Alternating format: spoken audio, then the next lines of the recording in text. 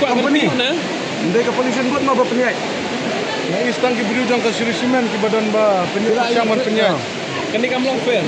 Amlang fair Marba government ka use lagi beriu jangka cirismen. Marba ya kan ingin organize the pollution control board angkat barka bisa conversation. Ini kapali bakas setiap government kala syacir aka sirisimen. Government Tak kedau ke government ka elat adukan ni. Klaim da buram syu kita rai jaka kita rai kendeu. Kumnon peluang public hearing habatang ke jaka 4 lak bandrai.